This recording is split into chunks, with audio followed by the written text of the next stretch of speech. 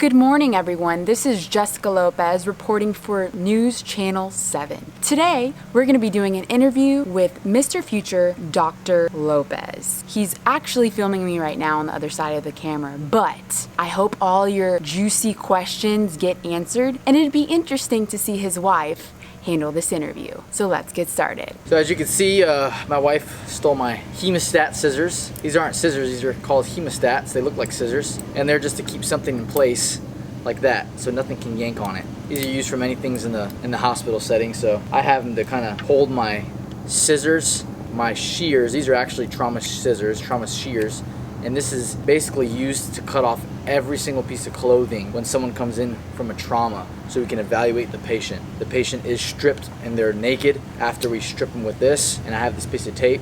What I do is I go like this, put these scissors, hook it up wherever, and then what I have is I have a little holster. And so I just, if a trauma's coming, I just run, grab my shears, and just start cutting away. So, oh! Oh!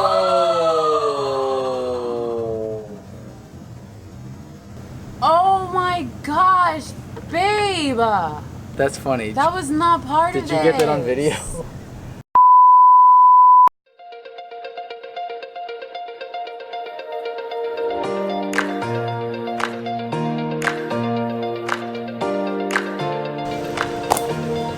This is what happens when unexpected occurrences This is what happens when we're at a happen during the video. shoot. Babe, oh my gosh. Alright, babe, you got this. In Jesus' name, let's go. There shouldn't be any alligators. Is it cold? Oh shoot, how are you gonna get back up? Yes! So, got my shirt back on. I'm not gonna introduce you guys to my medical devices anymore. At least when I'm this close to water. So, how we're gonna do this is Jessica's gonna ask me a question. Probably a question that you've had or haven't had, but that you might be curious of. And it's gonna be a few questions, and I'll just go on and answer them. What day is it, and what are you gonna do today? So, today is Friday, August 9th, and it is about noon. It's almost 12 o'clock, and I'm having a shift today at 3 p.m. So I have a shift from 3 to 11 p.m. In the emergency room today. What year are you in medical school, and where are you currently? So I am a fourth year in medical school right now. I go to Florida State University College of Medicine. Right now we're actually in Jacksonville, Florida. This is not where my medical school is. This is at a hospital here, University of Florida, in Jacksonville, and I'm doing an away rotation. This is a rotation that you are able to do your fourth year medical school anywhere in the country. I decided to do a rotation here in Jacksonville in emergency medicine. The rotations are 1 month long, okay, and I'm doing 3 of them away from my home campus, my home school. And as a fourth year medical student, you just basically apply, and the hospitals understand what you're doing. They understand that you are trying to apply for their program, so you're going to do a rotation with them. It's like an internship for a month. I don't get paid. I am paying for school. This is learning, and they are basically seeing how I am as a student, seeing how I am as a future resident in their program, and if they basically like me or not. And so from it, I get a letter of recommendation. And when you apply for residency as a medical student, you need about 3 letters of recommendation. So that's why I'm doing it. Do you get an interview when you go on these away rotations? So usually application cycle starts in September. So I apply in September, and right now it's August. So usually during your rotation at that program, majority of programs will interview you while you are already there. Some don't. What does a typical shift look like when you head into the emergency room? I basically have been working about 4 or 5 days per week here. And my shifts, they're all 8 hours long. So today I'll go in at 3 p.m. and I'll go in and I'll either see patients by myself, and I'll come back and I'll do an oral presentation. That's when you see a patient, you do a history on the patient, you do a physical exam on the patient. Obviously, if the patient's dying right in front of you, you're not gonna do that. You're gonna get the doctor and bring him over, and we're gonna do what we have to do. But if they're okay, if they don't look like they're about to die right in front of me, then I'll take a history and physical exam, and then I'll see what I think's wrong with them, what labs we need to order, what imaging, like a CT scan or x-ray or stuff like that, what we need to order, I'll come back and I'll present that to a resident there, which is a doctor, but they're still in training, or a attending physician, which is a physician that is overseeing everyone, in about a 1-minute summary. It'll look something like this. This is a 57-year-old male presenting with right lower quadrant abdominal pain, here for a 2-day history of this pain. He describes the pain as a sharp, throbbing pain that comes and goes, but has been persistent for about 3 hours now.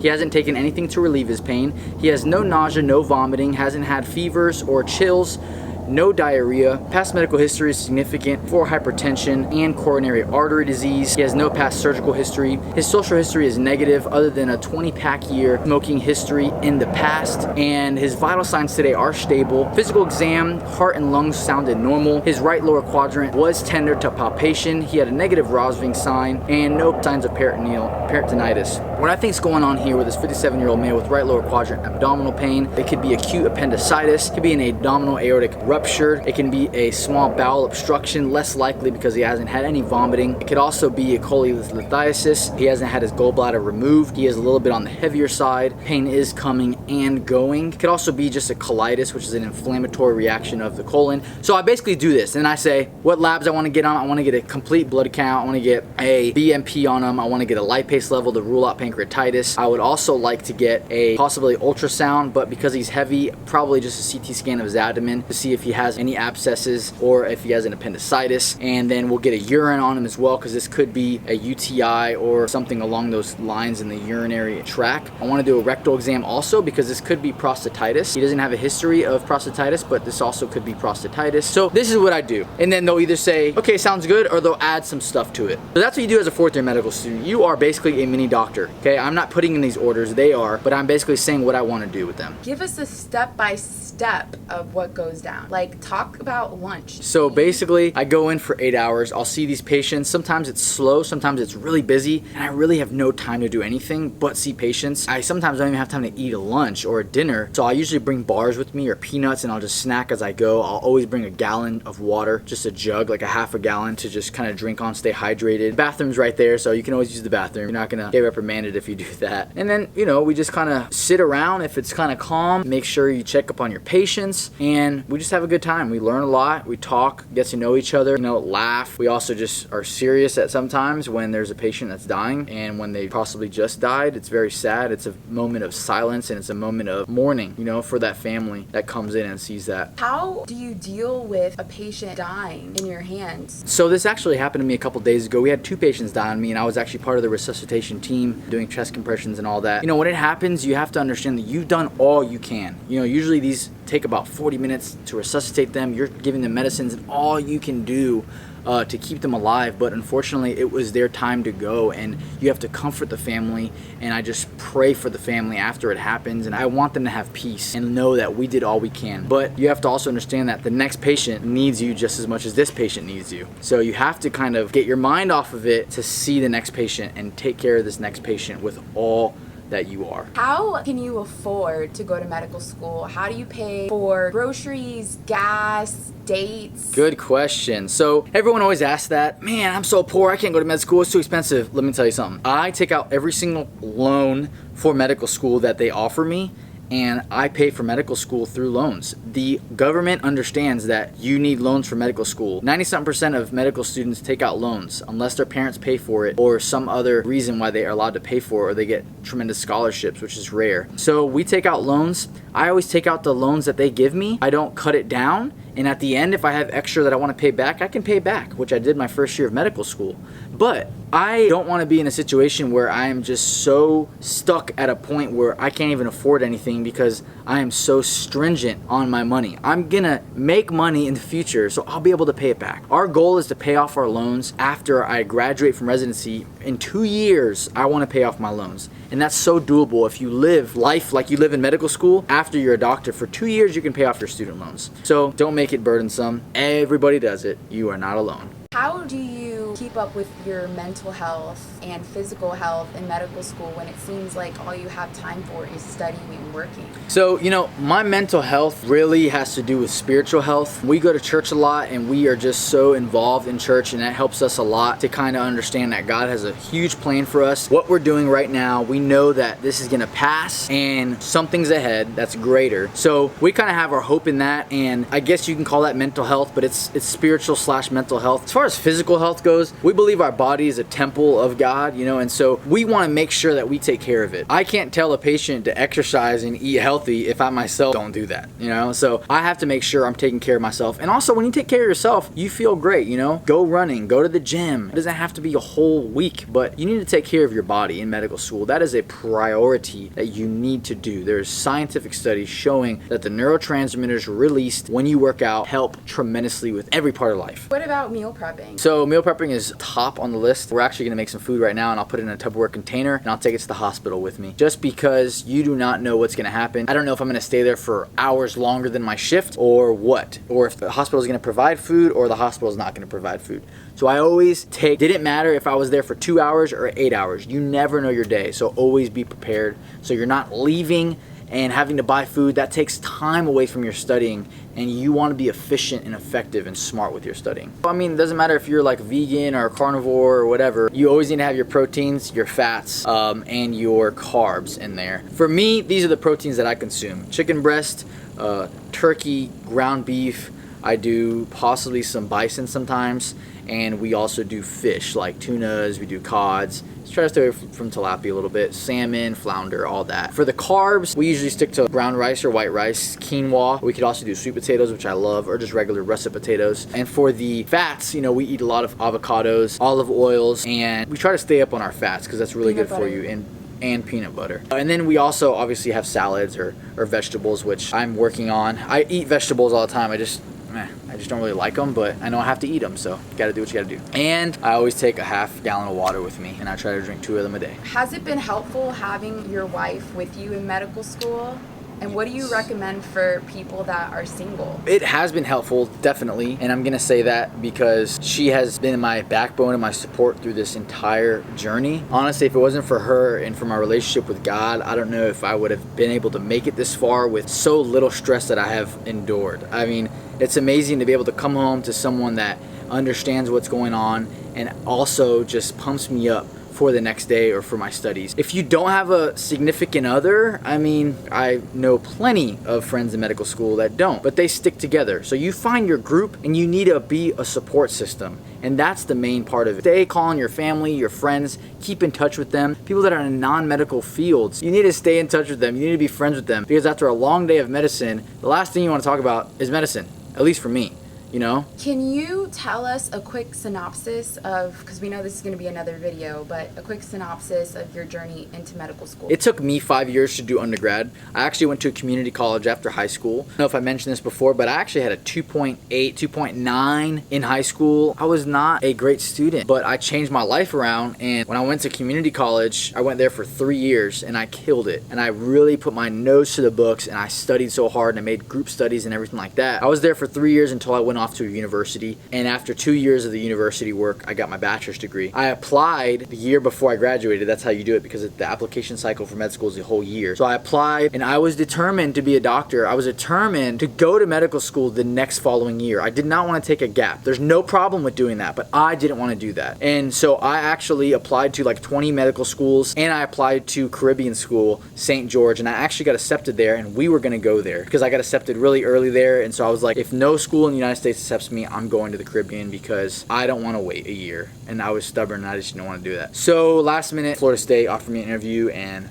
they basically accepted me. But if you haven't been accepted your first year and you don't want to go to Caribbean school, I mean, trust me, you don't have to do that. Apply and keep on applying. I know some people that applied 3 times and then got in. The medical schools see that, and they see perseverance.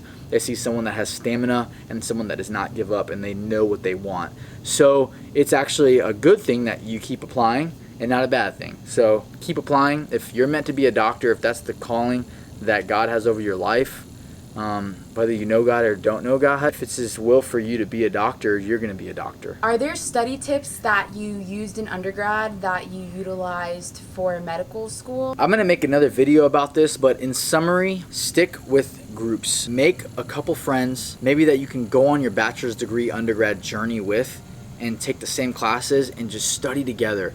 It helps so much when you have someone there to study with you or just study beside you throughout the process. And that's what I did, and it was amazing. I had always 3 or 4 people that I would just either study with or would just study beside. You know, hey, let's study together. The other thing I would tell you is just to study every day, not once a week, every day. You study a little bit every day of what that subject was on or what the lectures presented with, and it will do you so much good. I would study Monday's lectures Monday. Tuesday, I would study Monday, review that, and Tuesdays. Wednesday, I would do Monday, Tuesdays, and Wednesdays, and you kind of build up, and then from that, when you're about to take your test, before that, you're not like cramming everything. You kind of know what's going on. So I'm gonna make another video about this in depth of how to study in undergrad, but everyone studies differently. Just do what works for you. Have you ever felt unqualified in medical school? God has really helped me. My relationship with the Lord has really helped me understand my identity and my worth, and it does not come from a test grade, doesn't come from what medical school I go to or what specialty I'm going to be in.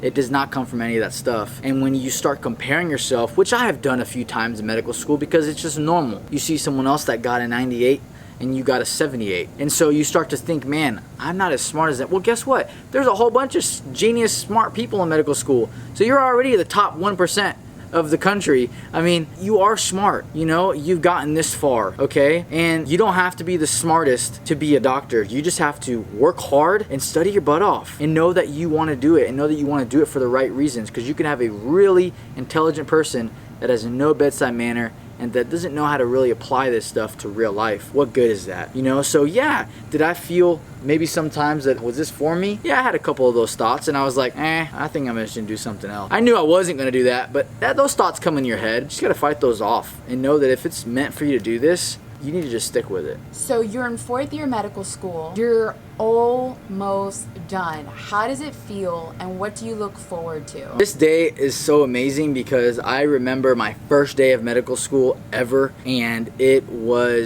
seemed like it was yesterday. It went by so fast. And you know, a lot of people always ask me, man, you've been in school for so long, but it doesn't really feel that way. Every step is another journey and it's another goal, and you just keep going. And this is like a full-time job for me. You know, I haven't had a job since undergrad, and this is a full-time job for me. This is what I do for a living. I just happen to pay for it. So it's amazing. What I look forward to, man, is just being able to like actually have my own patients that I can make my own medical decisions for. That autonomy, that independency can be a little bit daunting and fearful, but at the same time, it's like, you know what? I'm gonna be well trained. Anyone has some sickness, I would rather than come to me and I'm gonna see if I can save their life. That's what I look forward to, especially in the emergency world. You know, other specialties, probably a little different. Kids? So we are planning on having kids soon. Whenever the Lord wants us to have kids, we've been trying, so keep that in your prayers. We will appreciate that. There's a lot of people that have kids in medical school, in residency. You'd be surprised at how many people have kids and they make it happen. So it is so doable,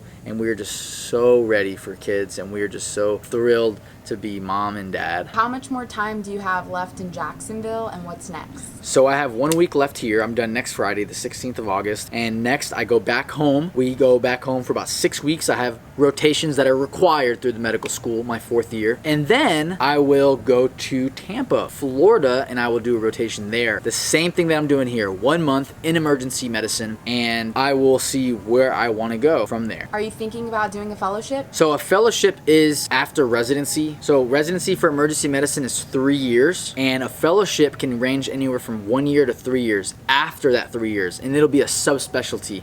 Basically, they have them in pediatrics, so if you want to be a pediatric emergency medicine doctor, you can do that. They can have it in ultrasound if you want to be an expert in like ultrasonography of everything toe to head. They have it in EMS, which is like firefighters and ambulance. You're the head doctor for that. They have it in toxicology, people that ingest toxins or stuff like that. So they have different fellowships. So yeah, I'm definitely thinking about doing one of those. Pizza or cheeseburger? Pizza or cheeseburger? Cheeseburger all day. Cake or donuts? Donuts. Guacamole or salsa? Guacamole. Fishing or hunting? Hunting. I think this has concluded our interview. This has concluded it. Guys, thank you so much for joining. We love you so much. God bless you. We ask that you just subscribe below and question whatever you have down below in the comments. Ask us anything. We're going to try to get to it. Just remember, keep in mind that I'm really busy, but I'm just trying to show you guys a little bit of the life of a fourth year medical student. God bless. We love you. See you later.